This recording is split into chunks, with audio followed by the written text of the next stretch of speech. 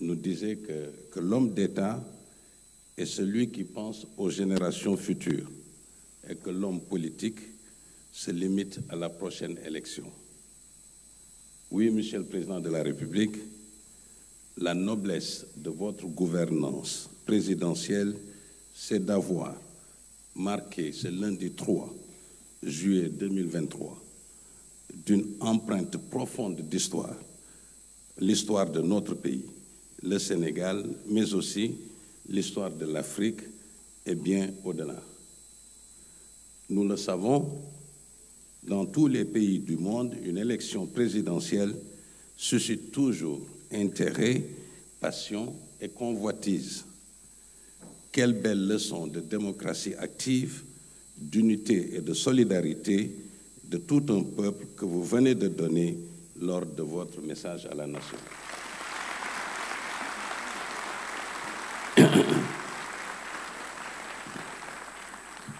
Aujourd'hui, il est dans ce monde ouvert à l'information si facile de porter un jugement sur la situation d'un pays alors que des pays cités comme des démocraties les plus avancées au monde font face aussi à des crises socio-économiques bien plus profondes.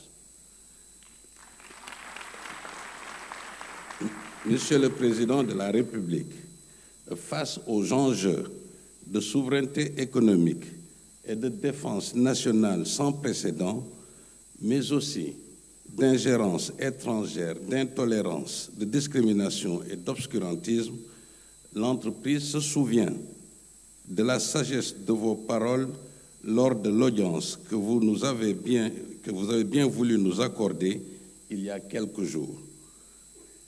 Vous nous aviez dit, soyez rassurés, je ne ferai pas moins que mes prédécesseurs.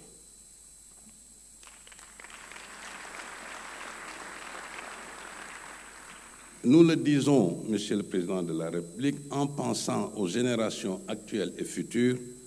Premièrement, vous avez dit non, j'ai déjà donné ma parole, elle est sacrée, je ne serai pas candidat à l'élection présidentielle, même si la Constitution le permet et que cette volonté est exprimée par des millions de citoyens sénégalais.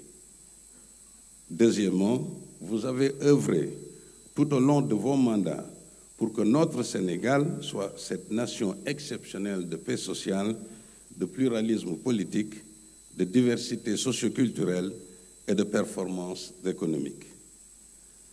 Alors, à ce présent forum Invest in Sénégal, vous me permettrez de vous exprimer aussi très sincèrement les sentiments qui animent la grande famille d'investisseurs privés dans notre pays.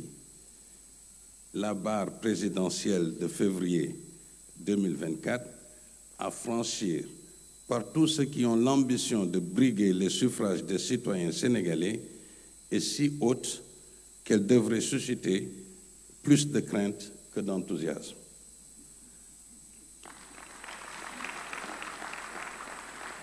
Comment ne pas citer la richesse de vos actes de gouvernance économique d'une grande portée historique?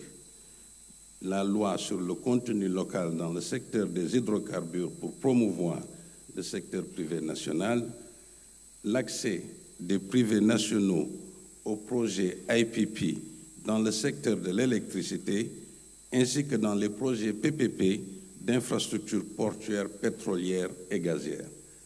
Aussi, le nouveau code des marchés publics donnant enfin un statut à l'entreprise nationale, mais aussi réservant un pourcentage à l'actionnariat majoritairement féminin et une place aux jeunes.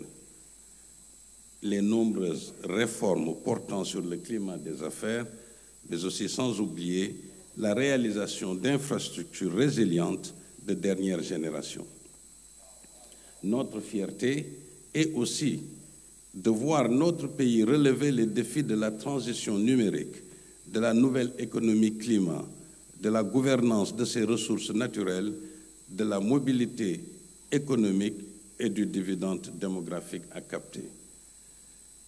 grand panafricaniste, vous avez changé le regard du monde sur l'Afrique, plus de respect et de considération à l'OCI, au G7, au G20, au Conseil de sécurité des Nations Unies, à la résolution de graves crises mondiales, notamment la crise russo-ukrainienne.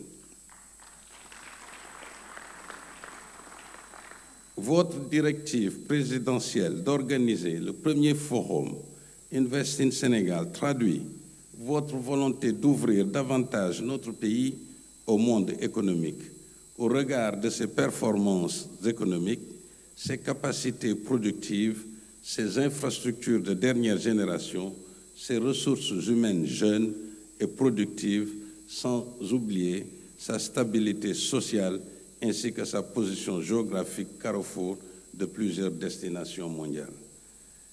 Il s'agit pour nous d'insérer le Sénégal dans l'agenda des investisseurs étrangers et de contribuer à faire de Dakar un hub de services et d'attractivité de l'investissement direct étranger. Je dois dire qu'aujourd'hui, toutes les conditions sont réunies car notre pays dispose de l'écosystème global approprié. Mieux, des plateformes africaines ont déjà un œil ouvert sur ce que nous entendons réaliser. Je précise que notre projet vise la complémentarité et non la concurrence entre les places africaines existantes. C'est donc l'occasion pour le secteur privé sénégalais de souhaiter la bienvenue à son Excellence, Monsieur le Vice-président de la Côte d'Ivoire, Tchemoko Koné, et sa délégation, ainsi qu'à l'ensemble des investisseurs privés qui ont répondu à notre invitation. Nous vous souhaitons la bienvenue au Sénégal, pays de la Teranga. Aujourd'hui, le regard que le secteur privé sénégalais porte sur le forum Invest in Sénégal est celui qui nous invite à nouer des alliances stratégiques de partenariat et de co-investissement. Nos avantages comparatifs sont visibles.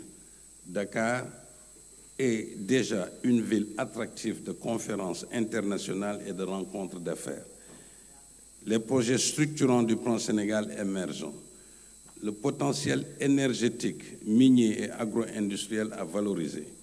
Les infrastructures de Diamniadio, des zones économiques spéciales et des agropoles, l'écosystème du numérique et de la fintech, le plateau médical public et privé, la promotion immobilière, etc.